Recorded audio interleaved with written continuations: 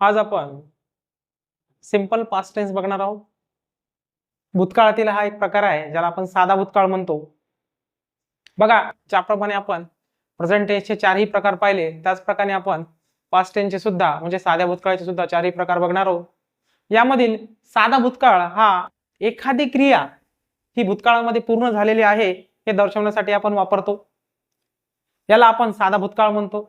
लक्षात ठेवा, एखादी घटना ही भूतकाळामध्ये झालेली आहे, घडून गेलेली आहे हे दर्शवण्यासाठी आपण हा काळ वापरत असतो. नावच आहे त्याचा साधा भूतकाळ. ठीक आहे. तर ह्या काळातील वाक्य जर तुम्हाला ओळखायचे असतील तर काही कालदर्शक शब्द ही खूप महत्वाचे आहेत.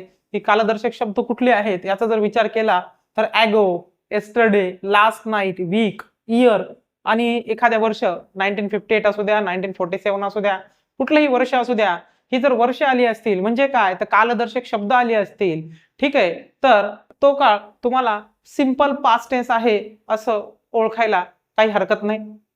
ठीक आहे. इतर काळांप्रमाणे आपण हाही काळ, याही काळाची रचना किंवा याही काळाचा फॉर्म्युला लक्षात ठेवू. बघा, काळ कुठलाही असू द्या, वाक्याची सुरुवात ही नेहमी सब्जेक्टने होत असते. ठीक आहे. आता काळ आपला आहे सिंपल पास्ट, साधा भूतकाळ, घटना होऊन गेलेली आहे, घडून गेलेली आहे. तर या ठिकाणी आपल्याला क्रियापदाचं दुसरं रूप लिहायचं असतं. लक्षात ठेवा, क्रियापदाचं दुसरं रूप. तुम्हाला क्रियापदाचे फॉर्म मिळालेले आहेत. व्हिडिओमध्ये शेवटीला तुम्ही बघू शकता. क्रियापदाचं दुसरं रूप घ्यायचं आहे. शेवटीला आपल्याला उरलेला जो असतो आपला ऑब्जेक्ट असतो. बघा, साधा भूतकाळ आहे, साधा काळ आहे, यामध्ये तुम्हाला जास्त कॉम्प्लेक्स अवघड गोष्टी नसतात.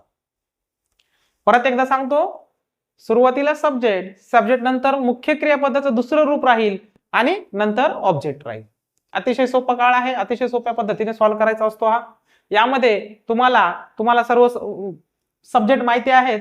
आपण काही सब्जेक्टचे वाक्य घेऊ जेणेकरून आपल्याला हा काळ समजायला लागेल. ठीक आहे. आपण सुरुवातीला एक सब्जेक्ट घेऊ ज्याचं नाव आहे ही. ठीक आहे. त्यानंतर ही मुख्य क्रियापदाचं दुसरं रूप, ही रोट अ लेटर, त्याने पत्र लिहिलं, क्रिया घडून गेलेली आहे. या ठिकाणी आपला सब्जेक्ट ही आहे, मुख्य क्रियापदाचं रूप. दुसरं आहे राईट, रोट, रिटर्न, त्यापैकी V2 हे रोट आहे. शेवटी उरलेला ऑब्जेक्ट. आपण आणखीन एक उदाहरण बघू. या उदाहरणामध्ये तुम्हाला लक्षात यायला लागेल. बघा, जर आपण दे घेतलं, दे, यानंतर सुद्धा तुम्हाला सिंपल भूतकाळामध्ये किंवा साध्या भूतकाळामध्ये दे नंतर हेल्पिंग वर्ब घ्यायची गरज नाही. इतर काळांप्रमाणे साधा भूतकाळ आहे, सरळ सरळ आपलं मुख्य क्रियापदाचं रूप येऊ द्यायचं, दुसरं रूप येऊ द्यायचं. They worked, they worked there. ठीक आहे. या ठिकाणी सब्जेक्ट, मेन वर्बचं दुसरं रूप, उरला शेवटी ऑब्जेक्ट. ऍक्च्युली या ठिकाणी आपण वाक्य अर्धवट याला पूर्ण करू. They worked there yesterday. हा जो आहे कालदर्शक शब्द येस्टरडे, लक्षात ठेवा. तुम्हाला जर वाक्यामध्ये काळ ओळखायला प्रश्न विचारला, आयडेंटिफाय द टेन्स, तर कालदर्शक शब्द खूप महत्वासाठी आहे तुम्हाला. त्यानंतर आपण आणखीन एक उदाहरण घेऊ. या ठिकाणी आपण एखादा नाउन घेऊ, रामू काका.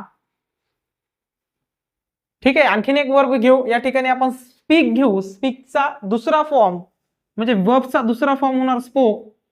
रामू काका स्पोक इंग्लिश लँग्वेज. रामू काकाने काय केलं? इंग्लिश भाषा बोलली. कुठं बोलली? बघू, कार्यक्रमात बोलले असाल एखाद्या. ते सब्जेक्ट आहे आपला रामू काका. या ठिकाणी प्रत्येक गोष्ट सांगतो. बघा, साध्या भूतकाळामध्ये तुम्हाला तुमचा कर्ता सिंग्युलर, प्लुरल काही असू द्या, काही फरक पडत नाही. तुमच्या कर्त्यासमोर फक्त आणि फक्त मुख्य क्रियापदाचं दुसरं रूप आलं पाहिजे, हे लक्षात ठेवा. तुमचा कर्ता सिंग्युलर असो की प्लुरल असो, काही फरक पडत नाही. सोपासा काळ आहे. रामू काका स्पोक, स्पीक, स्पोक, स्पोकन, 3 रूप आहेत बघा क्रियापदाची. पहिलं फॉर्म आहे स्पीक, त्याला आपण प्रेझेंट पार्टिसिपल म्हणतो. स्पोक हा V2 फॉर्म आहे त्याचा, आणि स्पोकन हा तिसरा फॉर्म आहे पास्ट पार्टिसिपल ज्याला आपण म्हणतो. तर आपल्याला या ठिकाणी स्पोक हा अपेक्षित आहे, मुख्य क्रियापदाचा दुसरं रूप, आणि रिमेनिंग पोर्शन जो असतो तो आपला ऑब्जेक्ट असतो. ठीक आहे. या ठिकाणी शेवटचं वाक्य मला तुम्ही कमेंट बॉक्स मध्ये नक्की करून दाखवा. बघा, सोपासा आहे, यामध्ये जास्त काही अवघड नाही. आपल्याला या प्रकारचे जर शब्द दिसले असतील, कुठले कालदर्शक शब्द, तर तो काळ आपल्याला ओळखायला सोपा जातो. तो सिंपल पास्टच असतो सहसा.